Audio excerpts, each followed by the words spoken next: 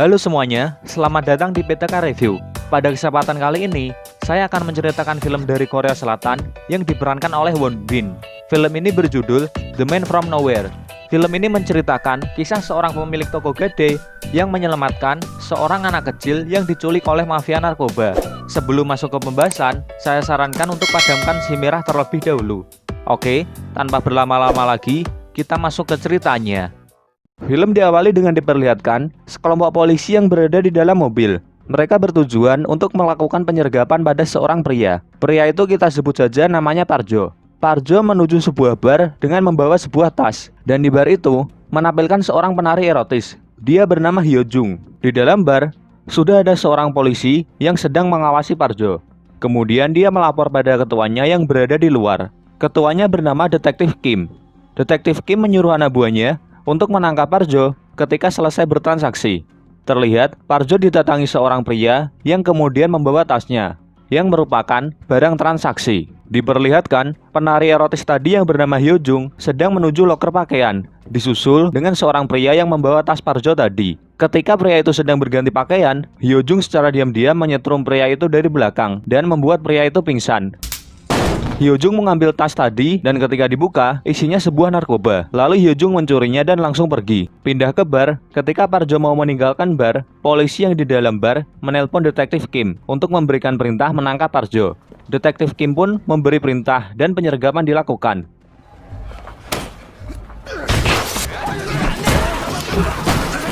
Di sini, para polisi terlihat kewalahan untuk menangkap Parjo. Kemudian Detektif Kim datang dan melempar botol ke arah kepala Parjo. Akhirnya, Parjo berhasil dilumpuhkan. Namun di sini, para polisi tidak menemukan barang bukti narkoba. Yang seperti kita tahu, narkoba itu sudah dicuri oleh Hyo Jung yang bersama dengan teman prianya. Adegan berpindah kepada seorang pria. Pria ini adalah tokoh utama film ini. Dia bernama Tae-sik. Tae-sik sedang menuju rumahnya. Ketika sampai di rumah, Tae-sik sudah ditunggu oleh seorang anak kecil. Anak itu bernama Somi. Somi mau menggadekan MP3-nya kepada Tae-sik. Di sini diceritakan, Tae-sik memiliki usaha pegadaian kecil-kecilan di rumahnya. Saat itu, Somi melihat sosis yang baru dibeli oleh Tae-sik. Oh, 소시지다. Dan Somi ingin makan sosis itu bersama dengan Tae-sik. Tae-sik pun menurutinya dan mereka pun makan bersama. 될 거예요. 우리 반에서 내가 제일 아저씨 정말 깡패예요. Saat sedang makan, Somi dipanggil oleh seseorang. Namun Somi memilih untuk bersembunyi. Ketika Tae-sik keluar untuk melihat orang itu, ternyata orang yang memanggil Somi adalah ibunya. Dan ternyata ibu Somi adalah Hyo Jung, penari yang mencuri narkoba tadi. Hyo Jung bertanya pada Tae-sik, di mana Somi? Tae-sik pun pura-pura tidak tahu. Lalu Hyo Jung menyuruh Tae-sik untuk membuka pintunya. Dan terlihat tidak ada Somi di sana. Seperti yang kita tahu, Somi sedang bersembunyi. Hyo Jung ke rumah Tae-sik bertujuan untuk menggadaikan kamera dan tasnya. Berpindah ke kantor polisi, ditunjukkan Parjo yang sudah bebas karena tidak adanya bukti. Sebelum Parjo meninggalkan kantor polisi, Detektif Kim menghampirinya dan dia berkata, 잡히면 뒤진다고. 불철주야, 저 빼치소. adegan pun berganti. Karena narkoba yang sangat penting itu hilang, maka diadakan sebuah pertemuan mafia. Terlihat, bos mafia itu yang bernama Oh Myung sedang memarahi anak buahnya. Kita sebut saja Wawan, karena telah menghilangkan narkobanya yang sangat berharga. Si bos lalu menyuruh Wawan untuk segera menemukan narkobanya. Dan jika tidak ketemu, maka si bos akan membunuhnya. Di tempat lain, Hyo Jung ditemui teman prianya. Dia meminta Hyo Jung untuk memberitahu di mana narkoba itu. Namun Hyo Jung tidak memberitahunya karena dia hanya akan diberi 20% dari hasil penjualan narkoba itu. Teman prianya yang kesal lalu pergi. Somi yang melihat kejadian itu, dia disuruh keluar oleh Hyo Jung. Kemudian Hyo Jung menyuntikkan narkoba ke tubuhnya dan dia nge-fly. Dari sini kita bisa tahu bahwa Somi adalah anak broken home. Lalu Somi pergi ke rumah Tae-sik untuk tidur di sana. Walaupun Tae-sik terlihat pendiam, namun ternyata dia menyayangi Somi. Esok harinya, Tae-sik pergi ke suatu tempat dan terlihat dia sedang memandangi sebuah foto wanita sambil bersedih. Siapa wanita itu? Nanti seiring berjalannya film akan dijelaskan. Setelah dari tempat itu, Tae-sik kebetulan melihat Somi yang sedang dipukuli oleh ibu-ibu. Karena Somi dituduh mencuri tas anaknya. Lalu polisi di sana menyuruh Somi untuk menghubungi orang tuanya. Somi yang melihat Tae-sik, lantas dia menujunya dan memberitahu ke polisi bahwa dia orang tuanya. Namun di sini Tae-sik memilih untuk pergi dan tidak mau ikut campur. Di tempat lain, Wawan sedang menelpon adiknya yang bernama Jong Seuk. Wawan memberitahu padanya dia sudah menemukan orang yang mengambil narkoba itu. Lalu Wawan menyuruh adiknya untuk ke sana. Saat malam hari, Tae-sik bertemu Somi di sebuah toko. Tae-sik bilang ke Somi, makanya jangan mencuri. Mendengar itu, Somi kesal dan langsung pergi. Sebelum dia pergi, Somi sempat mengambil sebuah mainan di toko itu.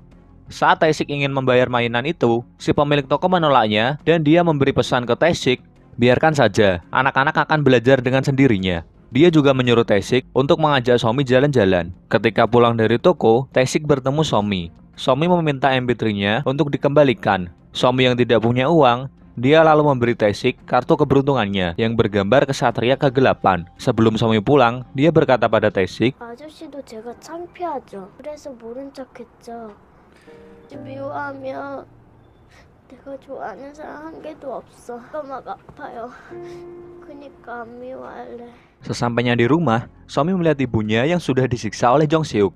Di sisi lain, Tae-sik yang sampai di rumahnya, dia melihat gembok rumahnya yang sudah rusak. Dan benar saja, sudah ada orang di rumahnya. Mereka adalah Parjo dan Lim. Lim dengan menodongkan pisaunya ke Tae-sik, dia meminta sebuah barang. Akan tetapi, Tae-sik dengan cepat mengambil pisau itu dan membuangnya. Parjo menghampiri Tae-sik, namun Tae-sik dengan sangat mudah melumpuhkannya. Kemudian, algojo Jong Seok yang bernama Bambang datang dan memberi telepon pada Tae-sik. Di telepon itu, Jong Seok menelpon Tae-sik dan dia ingin meminta tas Hyojung. Namun Tae-sik tidak memberikannya. Kemudian Jong Seok menunjukkan suara Hyojung dan Somi yang sedang disekap.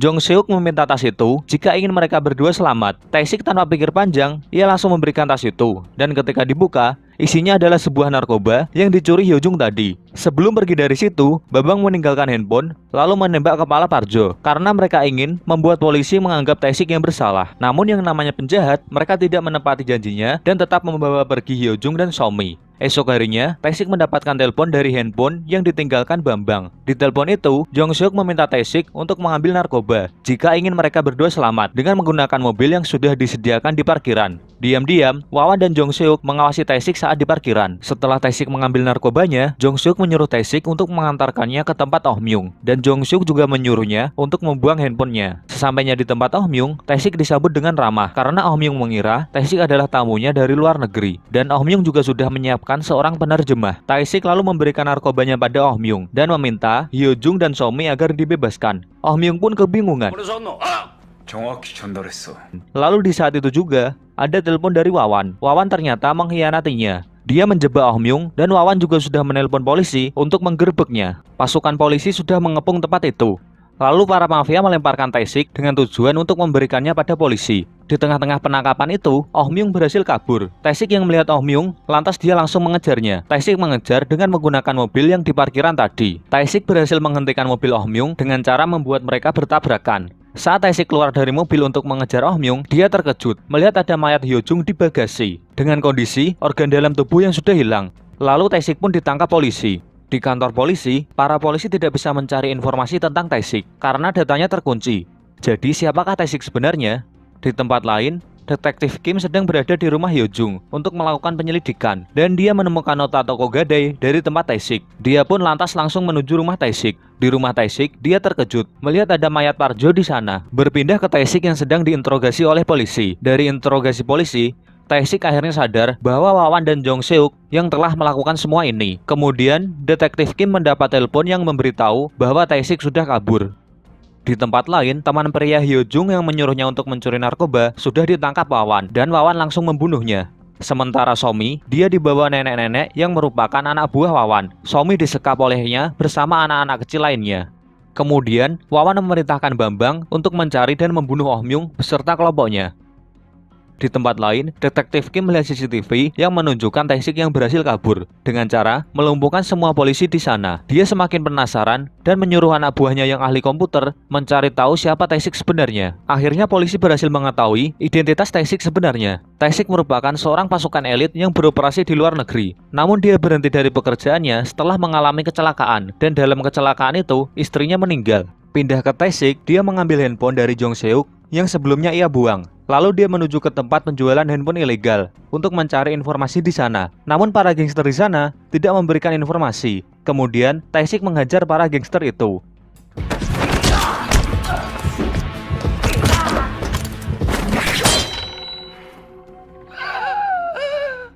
Dan akhirnya, dia mendapatkan sebuah kartu nama dari orang yang membeli handphone yang dibawa oleh Taesik, beserta nomor teleponnya. Taesik menyuruh orang di sana untuk ikut dengannya dan menelpon pemilik kartu nama itu. Dan ternyata, pemilik kartu nama itu adalah Lim. Lim sedang ada di bar bersama dengan Jong Seok. Taesik yang sudah mendapatkan informasi itu, dia langsung menuju bar untuk menemui Lim. Ketika Taesik masuk ke bar, tanpa sengaja, ia bertemu dengan Wawan. Namun Taesik masih belum tahu siapa Wawan. Wawan yang melihat Taesik, dia langsung menelpon adiknya untuk meninggalkan bar karena Taesik mau datang. Kemudian Taesik menelpon orang yang dari tempat penjualan handphone ilegal tadi. Orang itu memberitahu Lim berada di toilet. Taesik pun langsung menuju toilet dan menghajar Lim sambil bertanya di mana Somi.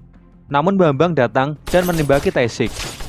Taesik berhasil menghindar, namun Lim rekan Bambang terkena tembakan itu dan tewas. Dengan keahlian militernya, Taesik berhasil menjatuhkan senjata Bambang. Dan sekarang mereka duel tangan kosong.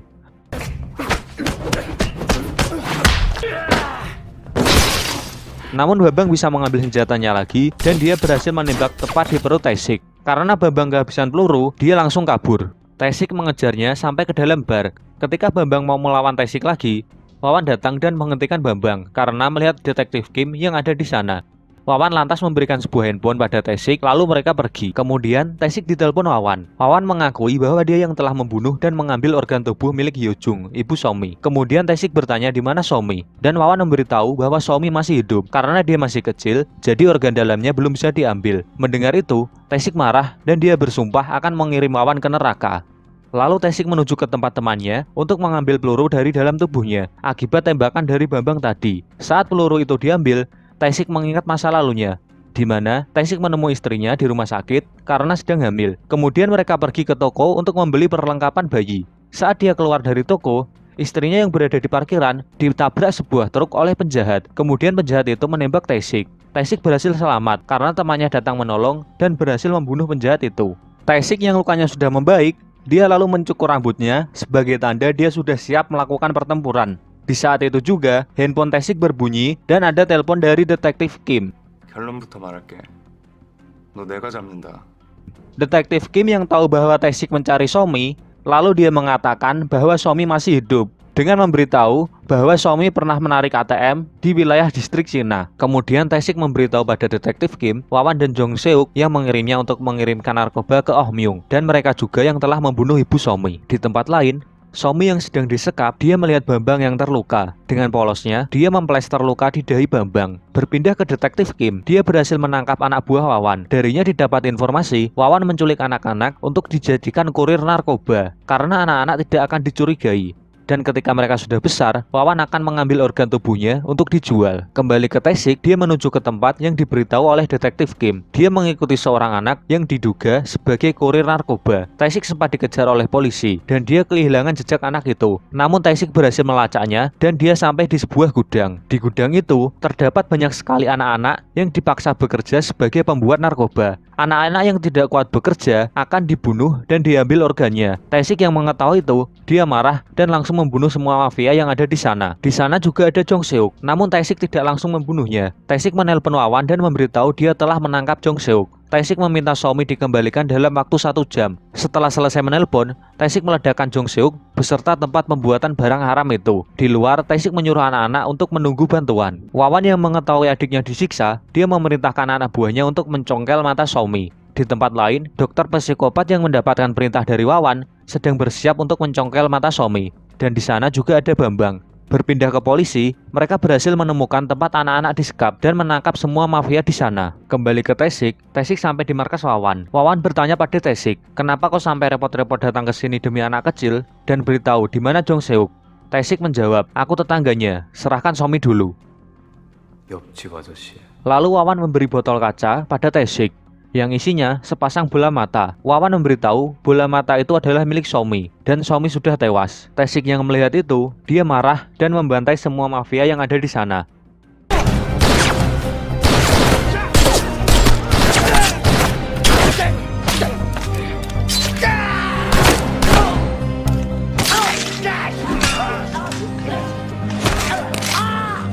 Kemudian Taesik bertarung 1 lawan 1 dengan Bambang.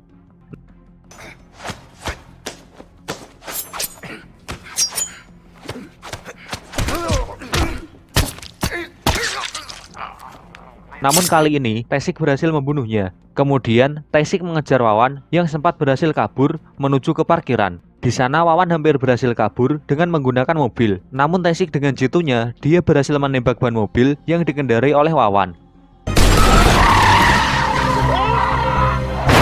Akhirnya mobil itu berhenti. Taesik menghampiri mobil itu dan dari luar dia menembak Wawan. Akan tetapi mobil itu anti peluru. Taesik yang memiliki banyak pengalaman karena dia mantan pasukan elit, dia berhasil menembus mobil anti peluru itu dengan cara menembak secara dekat di satu titik yang sama. Hingga kaca mobil itu tembus dan akhirnya peluru itu berhasil membunuh Wawan. Taesik yang putus asa karena tidak bisa menyelamatkan Somi, dia sempat mau mengakhiri hidupnya. Namun dia mendengar suara langkah kaki. Ketika Taesik menoleh, ternyata itu adalah Somi. 아저씨 나 구하러 온 거예요? Somi ternyata masih hidup. Somi menghampiri Taesik dan dia berkata, "Terima kasih paman telah menyelamatkanku." Tidak lama kemudian, para polisi datang dan melihat para mafia sudah mati semua. Polisi juga menemukan mayat dokter tadi dengan kondisi matanya yang sudah dicongkel. Dan ternyata Bambang menyelamatkan Somi saat mau sedang dioperasi dan Bambang memberi Wawan mata dari dokter itu. Kemudian polisi menangkap Taesik. Sebelum Taesik dibawa, dia meminta tolong pada polisi untuk membawanya ke sebuah toko. Di sana Taesik membelikan Somi peralatan sekolah. Taesik berpesan pada Somi, "Maaf dulu aku pura-pura tidak mengenalmu. Kini kau sendirian, tapi aku yakin kau bisa menjalaninya." Taesik lalu memeluk Somi dengan erat dan film pun berakhir. 아저씨 울어요? Oke, sekian pembahasan dari film kali ini. Jika ada kritik dan saran silahkan tulis di komentar. Dan jika kalian suka dengan video ini, like, share, dan subscribe agar channel ini berkembang dan saya lebih bersemangat lagi dalam membuat konten. Sekian video kali ini, semoga bermanfaat dan terima kasih.